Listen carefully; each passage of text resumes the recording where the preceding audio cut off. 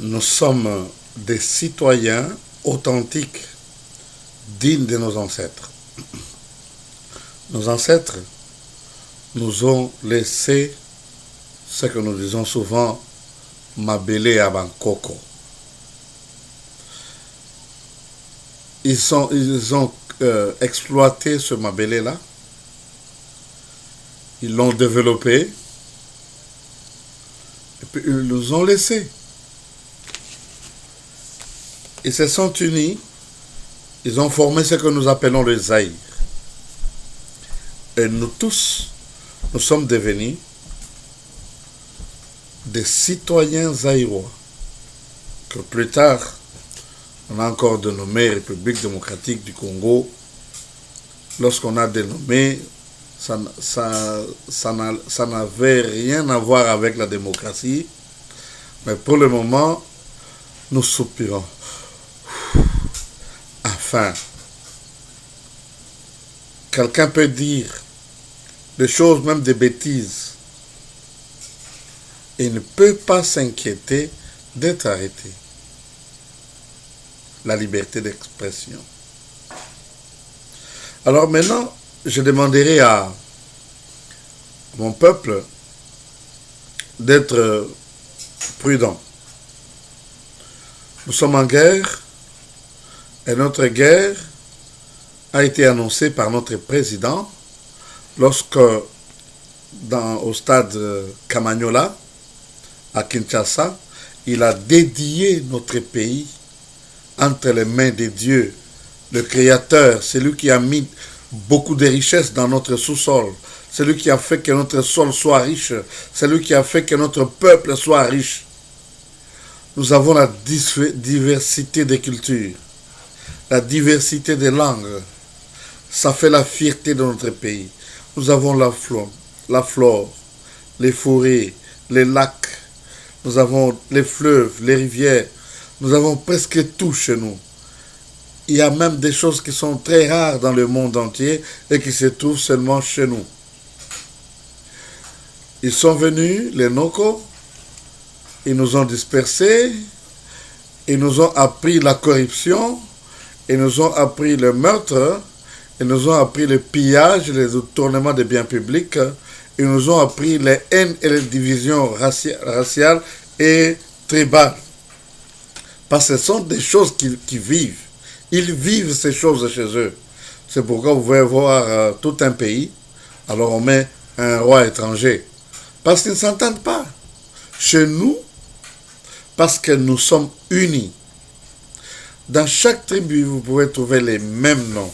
Parce que nous avons le même sang et nous aimons notre territoire, le Zaïre, que d'autres appellent le Congo. Alors, dans tous les domaines, si on y met un peu de courage, si on a la conscience, on a le vouloir, on réussira et on sera toujours parmi les meilleurs. Nous n'avions pas une armée, il y avait seulement ce qu'on appelait la force publique qui faisait la fierté de notre pays à l'époque coloniale. Parce que nous avions aidé l'Éthiopie à chasser les Italiens qui étaient là. Nous avons combattu la Première Guerre mondiale, la Deuxième Guerre mondiale, avec grand succès. Mes grands-parents de mon sang, ils ont combattu la Première, la Deuxième Guerre mondiale. Et j'ai des frères et des cousins qui ont participé à plusieurs conquêtes, même au Tchad et un peu partout. Vous connaissez l'exploit de notre armée. L'exploit ne venait pas seulement des forces publiques, mais de l'armée de nos royaumes et nos empires. On va voir comment est-ce qu'on les louait, qu'on appelle les Bilembi, les Chimankinda. Tout ça, c'était... Et parce que nous avons des empereurs. Nous avions des empires bien structurés. C'était vraiment des nations à l'apogée du développement. Nous ne sommes pas là. Mais j'aimerais que, parce que notre peuple est maintenant debout, c'est pourquoi même l'hymne national doit être changé. Hein, debout, congolais, toute l'année, c'est un peu la routine, debout, debout, debout, on est toujours endormi, toujours endormi. Maintenant, nous sommes debout. Nous avons dédié notre pays à l'Éternel, notre Dieu, c'est lui qui nous a créés. Descends, Seigneur. Fais du Congo ton royaume. Descends, règne sur notre pays. Nous l'avions dédié aux mains de Dieu. Nous n'avons pas proclamé que c'est un pays chrétien, mais nous avons dédié au Seigneur. Il y avait des serviteurs au stade Camagnola. Il y avait des chantres, des intercesseurs, des prédicateurs. Le président était là avec son équipe et nous dans la diaspora et partout au Congo. Nous suivions ça à la télé et nous avions participé, nous sommes mis à genoux. La première chose que nous avions fait qui était un peu très importante, c'était le pardon. Nous avions demandé pardon à Dieu pour tous les méfaits, tous les péchés que nos ancêtres avaient commis, et même nos dirigeants. Quand on parle de dirigeants, hein, il y a beaucoup de nos dirigeants, tous ceux-là que vous connaissez, dans chaque royaume, dans chaque tribu, et même à l'indépendance, celui qui était le gouverneur du Congo belge, Rwanda et Burundi, c'était des provinces du Congo. Alors, le premier président, c'est Kassavubu, il y a eu Kassavubu avec son équipe, Lumumba, le premier ministre, avec son équipe, le président Mobutu et tous ceux qui ont dirigé le pays. Nous avons demandé pardon. Ils ont marqué leur époque, ils ont fait de nous ce que nous sommes aujourd'hui, avec la fierté d'être nous-mêmes, et non pas d'imiter les autres. Si nous y mettons un peu de courage, nous avons le succès dans tout ce que nous faisons. Alors, nous avons demandé, il y avait du bavure, il y a eu des choses mauvaises que nos dirigeants et notre peuple avaient commis. Hein, il y a des tueries, des meurtres, des détournements des biens publics, et ainsi de suite. Et nous espérons que Dieu nous avait pardonné. Maintenant que nous sommes debout, il y a quelque chose que nous devons faire. La guerre a commencé. La guerre est à deux niveaux.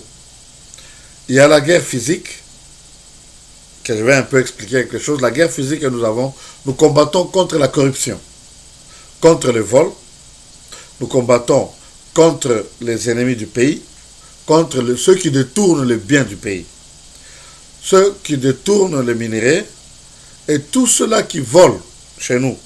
Nous combattons contre ces gens-là. Nous combattons contre les antivaleurs. Parce que notre peuple, depuis l'aube des jours, c'est un peuple hospitalier. C'est un peuple humble, courageux, travailleur, excellent. C'est un peuple grand, comme on le disait dans l'hymne national du Zaïre. Peuple grand, peuple libre à jamais. C'est là que nous devons aller. Libre à jamais. Maintenant que chez nous, nous sommes libres, quelqu'un peut insulter le président de la République, quelqu'un peut faire des marches sans s'inquiéter. Mais il faudrait que ça soit dans les normes, avec les autorisations des autorités. Vous voyez un opposant, il fait des déclarations, bon, faire des bavardages, mais sans s'inquiéter. Tout journaliste peut dire n'importe quoi, mais sans s'inquiéter. Il y en a même qui débordent. Nous sommes libres. Nous devons être libres à jamais. Nous devons être grands. C'est contrairement à ce que nous disons dans le debout congolais. Dans le debout congolais, nous sommes endormis. Maintenant que nous sommes debout, nous disons ceci. En avant, fière et pleine de dignité. Nous devons être en avant, hein, pour combattre les antivaleurs, pour combattre les fléaux qui rongent notre pays. Le côté physique, c'est ça. Nous combattons contre ça, contre les maladies, contre la guerre, contre les voleurs, les détourneurs, contre tout ce qui est mauvais là. Et chacun a le devoir de dévoiler les complots contre la République. Parmi nos ennemis, il y en a qui ont fait la haute trahison. Dans notre constitution, la peine de mort n'a pas été abolie. Ceux qui commettent la haute trahison ou ceux qui tuent, ils doivent être punis sévèrement. Si ceux qui sont à la justice ne font rien, mais il y a la justice populaire, le Sphinx de l'humanité nous a dit, un bourgmestre ou n'importe qui élevé en dignité, s'il commet des bavures, il tue les gens comme des sauterelles. Mais on l'envahit. C'est là qu'il faut faire maintenant la part des choses. On envahit, on les pend en public pour montrer aux autres qu'il ne faut plus continuer comme ça. Chez nous, ceux qui détournent les biens publics doivent être pendus en public. C'est la haute trahison. Ceux qui collaborent avec les rebelles, ils doivent être pendus en public, punis sévèrement. Et même si nous prenons les otages, comme tout le monde le sait, il faut les pendre en public. Hein? C'est ce que notre Constitution dit. Nous devons suivre notre Constitution. Et ensuite, il y a des ennemis spirituels. C'est là où moi je suis général. Dans le combat spirituel. Il y en a beaucoup de serviteurs de Dieu chez nous.